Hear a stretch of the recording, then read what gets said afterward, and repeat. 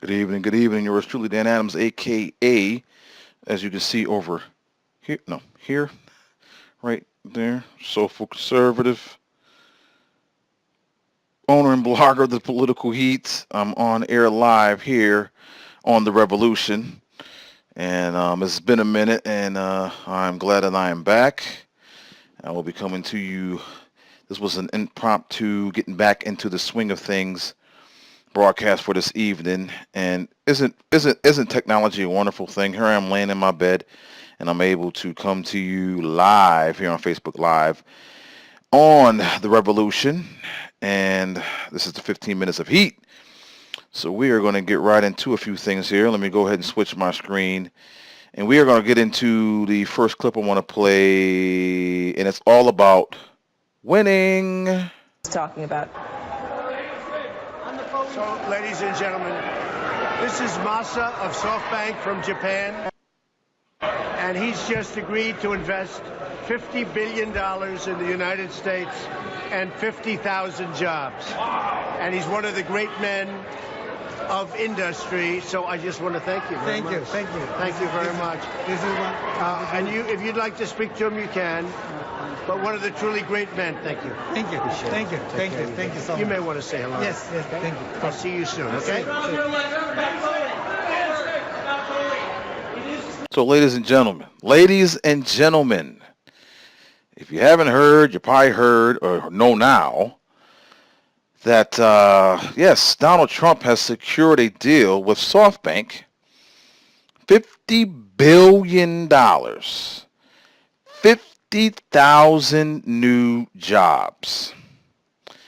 I haven't heard anything like that come along in the 8 years that Barack Hussein Obama has been president. Have you?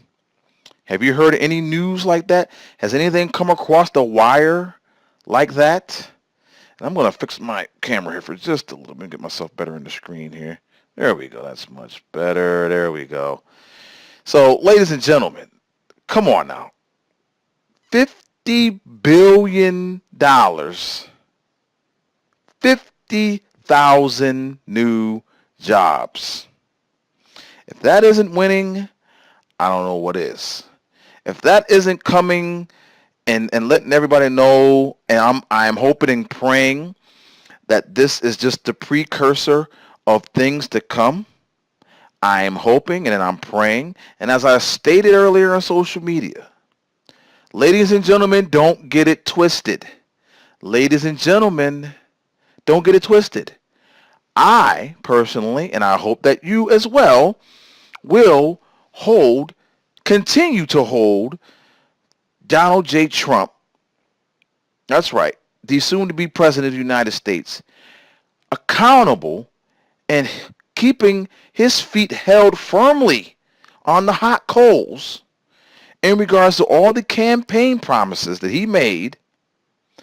He better keep them, because yours truly, and I'm hoping you as well, will be on the forefront of making sure that it is heard loud and clear that, number one, we're not going to tolerate, number one, any flip-flopping. We're not going to tolerate, number two, any indecision. Number three, we're not going to tolerate you going against and not fulfilling the promises you made on the campaign trail. But let's just give props where props is due. President-elect Donald Trump, soon to be President Donald Trump, came through with a $50 billion, 50,000 new job deal with SoftBank. You got to give it up. You got to give it up. Now, fake news. We have heard this phrase, this hashtag, this particular topic talked about in the news lately. And I think here with Morning Joe, as you can see, that this clip I'm about to play, we have a situation where they talk about fake news and the consequences thereof. So let's go ahead and play the clip, and we will converse about it afterwards.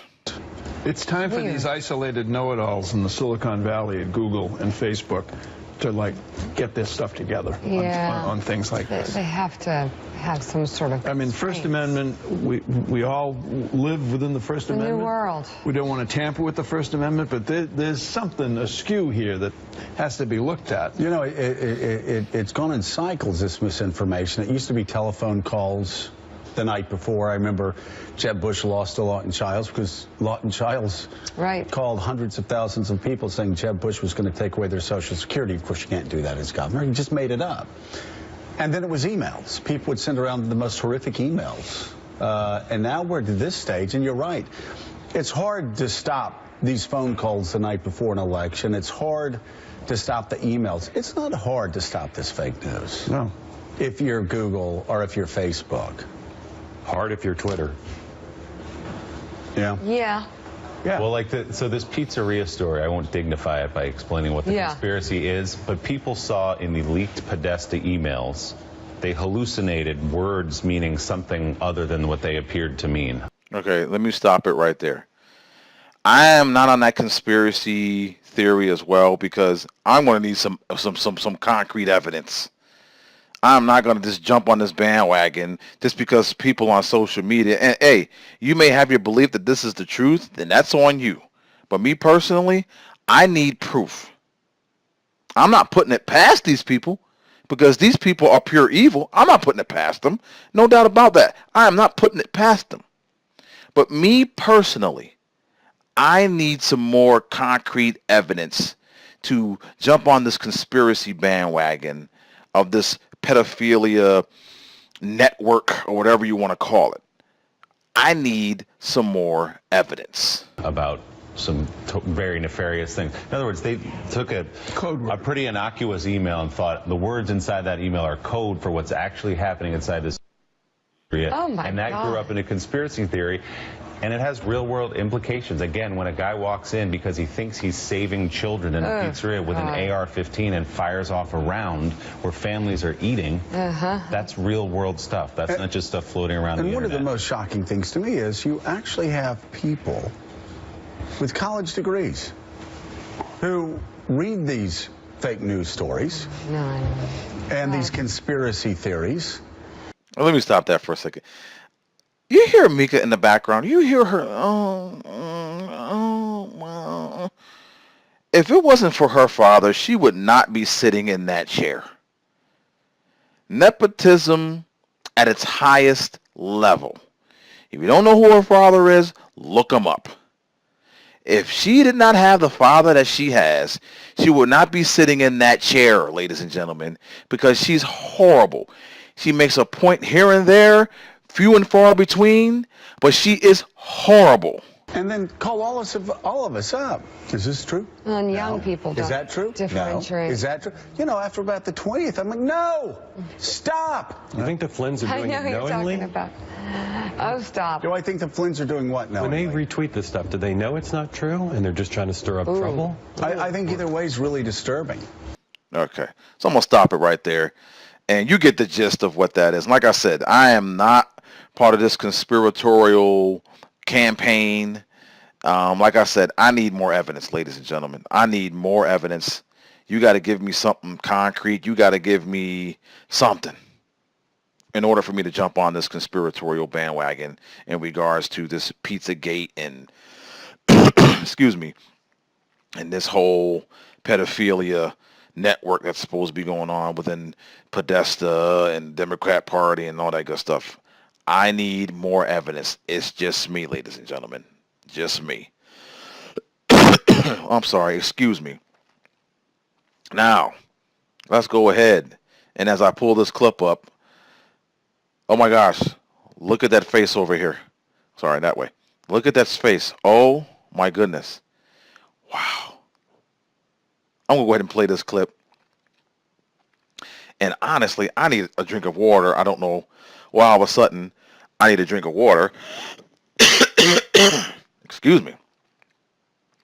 But let me go ahead and play this clip, and you'll get the gist of what it's all about once it's done playing. The Democratic Party is in a moment of questioning about its identity. You were reelected to lead the Democrats in the House.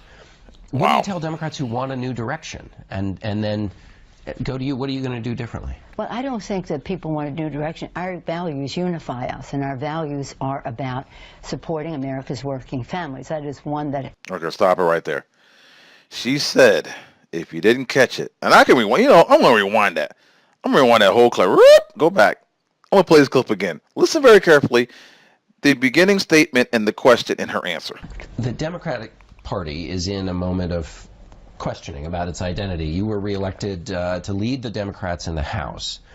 What do you tell Democrats who want a new direction and then go to you? What are you going to do differently? Well, I don't think that people want a new direction. Our values unify us, and our values are about supporting America's working families. That is one that everyone is in agreement on. What we want is a better connection of our message to working families in our country, and that clearly in the election showed that that message wasn't coming through. Oh, really? Oh, really, madame? The question of relating to working class families didn't come through. You haven't tried to connect with the working class family for decades. What the heck are you talking about? Your entire belief system is identity politics.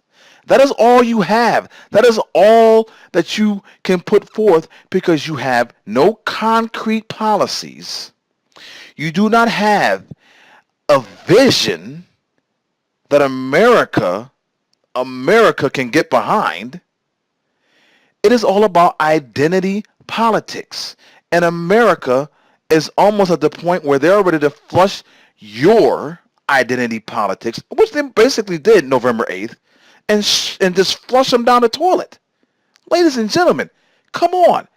And just with this clip here shows you how the Democrat Party, the mainstream media, the cohesion between the two is thicker than ever, and they're still not realizing and not understanding the fact that what they have done and what they continue to do is a losing formula. Losing formula. You would think after this crushing defeat on November 8th and the gains the GOP has made, you would think that they would have some type of epiphany, some type of come to Jesus moment. I'm saying that very loosely because most of these people aren't Christians, even though they say they are. Man, if I'm a Democrat and I'm not on that fringe, I'm not that far left, I'm like a Reagan Democrat, Blue Dog Democrat, just come over to us on the conservative side. Just do it because you're almost there. Just walk over, make the leap. You're almost there. Join us. Excuse me again.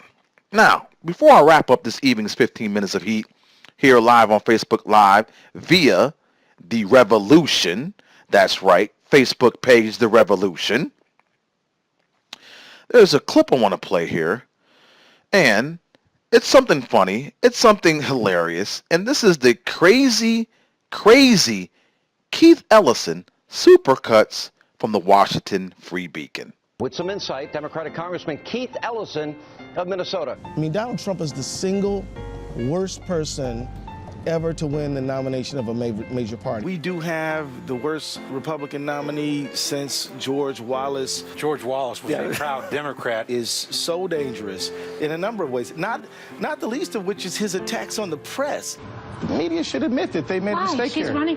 Every journalistic ethic I have ever heard of was just violated by you. Oh, he may have said, if you like your decent insurance, your insurance that works, then you can keep it. They were not quality plans in many cases. The governor is still, is still the guy who's hurting the people of Flint. 9/11 is this juggernaut event in American history. I mean, it's almost like, the Reichstag fire. And Israel has not been an angel in this, and certainly there have been people on the Palestinian side who have not contributed to a constructive solution. Israel says, I'm a first world nation. Well, then you got to up your game and be like the countries you compare yourself to. That means you can't have separate roads for some people and other roads for other people. You cannot literally subsidize your citizens to take over land from another country. This is a conflict that is solvable. It is essentially a land dispute. We have got to fight against these repressive laws in Arizona. We've got to stop these fascist, racist laws. We don't have enough law enforcement resources to just go after one community. And remember, we went after a community in World War II. And the Japanese internment is a national stain on our country. That these lies were exposed. There's plenty of money. It's just the government doesn't have it. Saying, Congressman from the NRA, what needs to be done about this? You know, they put their guns before the best interests of people. So they're in the business of supporting people who traffic in death. Why doesn't your party come out against the Second Amendment? Bill, I sure wish they would. I sure wish they would. Because I know you're a broken record. Now let me get you my question. You're a broken record. Okay. Lord have mercy, ladies and gentlemen. Now, this is just evidence of why the Democrats lost on November 8th. And if they could possibly do this, Will Smith, let them know if they would just do this, maybe they will be treated seriously. Tell the truth. Tell the truth. Ladies and gentlemen, sorry about that. Ladies and gentlemen, just tell the truth. Just tell the truth. And on that note, thank you for tuning in. This has been the 15 Minutes of Heat with yours truly, Dan Adams, a.k.a. the Soulful Conservative, owner and blogger of thepoliticalheat.com. That's thepoliticalheat, all one word.com. Hit me up on Facebook at DanAdams73. I'm on Twitter at Dan Adams Show. And until next time, God bless you and yours. May he keep you and your family safe. And until next time, God bless. Peace.